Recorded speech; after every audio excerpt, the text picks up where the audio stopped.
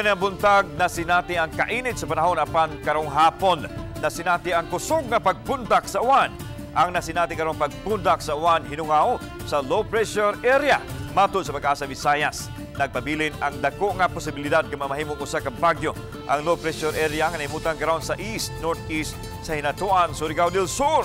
Karong gabi o baka ugma posibleng mamahimo nag-usa ka bagyo. Ang LPA og tawagon kini og bagyong Igay. Padayong subayon ini ang kayutaan sa Luzon o pagkusgon ng hangin habagat. Busa sa mga nagplanong mo biyahe bakaha mag-island hopping karong weekend. Matod sa Pag-asa, mas maayong ma-reschedule ang inyong mga lakaw nunod sa dagkong mga bawod nga masinati sa Libog Kabisayan. Dagkong posibilidad usab nga mo pagawa sa gale warning ang Pag-asa karong weekend.